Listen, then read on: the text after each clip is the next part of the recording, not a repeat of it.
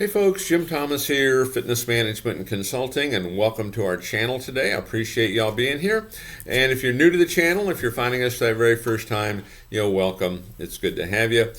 And my topic for you today, it's 5 things that are terribly wrong with gym sales.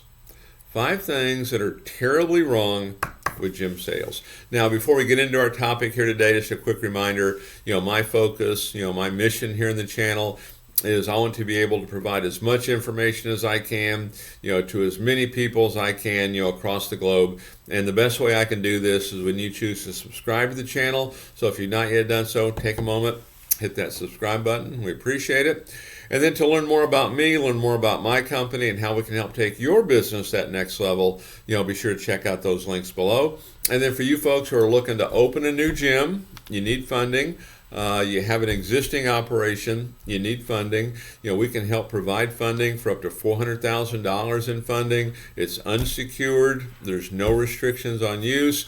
Minimum credit scores of 680 or better in all 3 bureaus, Equifax, Experian, TransUnion. And minimum income of $50,000 per year each of the 2 previous years. Check out the links below under financing and funding. There's several different options there depending on your particular situation and what might work best for you. So with that said, let's get into our topic here today, and it's 5 things terribly wrong with gym sales. 5 things terribly wrong with gym sales. And so number 1 on my list is kind of how we define it. I know I get into training classes all the time, and usually when I'm going into training classes, it's folks that need help. It's clubs that are struggling. Okay, so that's the norm, not always, but I'll ask folks, define sales for me. Define it. And it's always the most negative thing that you can think of. Oh, it's get the sale no matter what. Oh, it's get the money. Okay. Oh, it's pressure. Okay. We got to close the deal. Okay. And here's the thing that, first and foremost, selling is about helping people. Selling is about solving problems. Selling is about providing solutions. And this is one of the first kind of fundamental shifts you want to make. If we're not looking at it like that, we want to change that. Because when you change that, you'll have more people sign up. They'll probably buy higher packages. They're more likely going to refer people to you. They're more likely going to stay longer. It changes the whole dynamic. They're joining for, the right reasons all of a sudden, okay? But what selling should be is we're helping people. We're not, quote unquote, closing the deal, okay? We're helping folks. We're solving problems. We're providing solutions.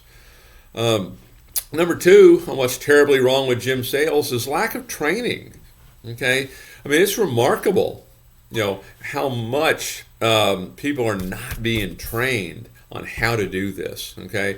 I know a lot of folks will use this channel, for training, but you want to have a proper process, a proper understanding of how to do this. As I mentioned, our job is to solve problems. Our job is to provide solutions. We want to build value, because when value exceeds price, people are going to buy. So, train your people, train your staff. And it's an ongoing thing. It's kind of like fitness. It's kind of like your members coming in. They come in on a regular basis, going to get nice results, but they have to stick with it. You can't just stop doing it. Same thing with training on sales. So, lack of training is number 2 on my list of 5 things that are terribly wrong with gym sales. Number 3 on my list here is we're too much feature-based. Too many folks are too much feature-based. We have this selectorized equipment, free weight equipment. This is our cardio area. This is where we do Group X. These are our training area. This is our training area. This is childcare. It's all feature, feature, feature. Okay, and ultimately, no one cares for the most part. What those features are. Okay, and if you're doing a feature-based sale, in the manner of speaking, what are you doing? You're leasing space to them. You're selling a membership card. You've kind of turned this into a commodity, because now if it's feature-based, it's easily compared. And what's the other thing they're going to look at? Let's look at price, and they'll pick the cheapest one in many cases. You don't want to be feature-based As I've said here a couple times already, you want to be problem solving based, solve problems for folks. Here's a little homework assignment I would give everybody watching right now. Okay, list all the features in your gym. And then out to the right of that, list 3, 4, or 5 benefits of those features. What are the benefits of those features without getting overly technical? Okay, in just simple terms, what are the benefits of those features? Those benefits are what you talk about, because no one necessarily cares that you have a stationary bike.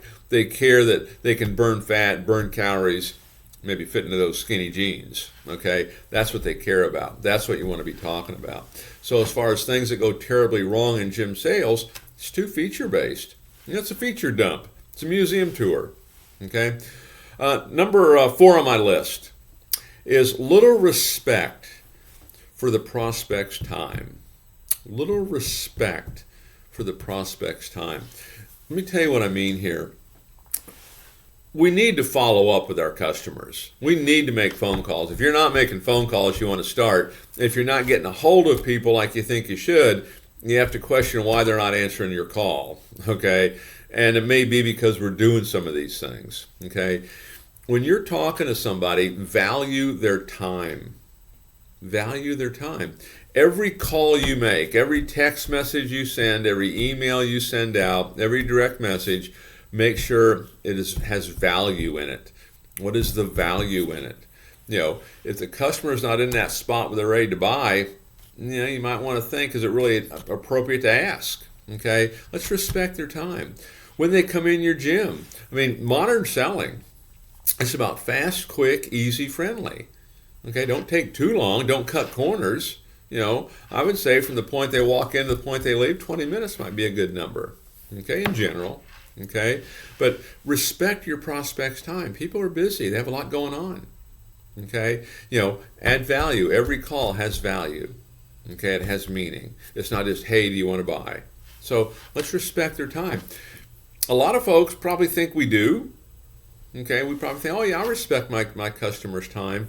But go back and look at the phone calls we make or the messages we send.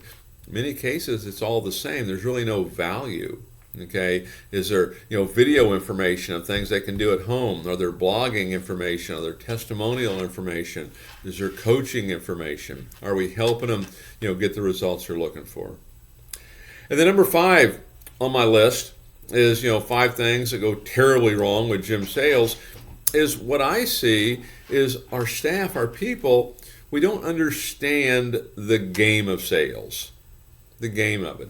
And there's 2 things I would talk about here on the game of sales. Number 1, I've mentioned it already more than once, it's about solving problems for folks.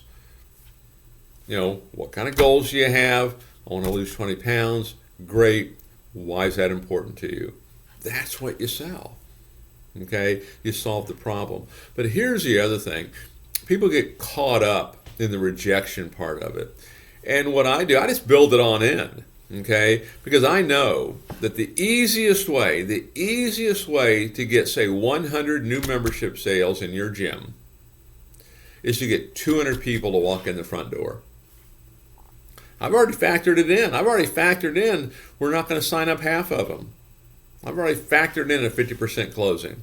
I talk to folks all the time that complain about a 50% closing. Can that be improved? Yeah, maybe. But what's the easiest way to improve performance? Get more people to walk in the front door. Okay?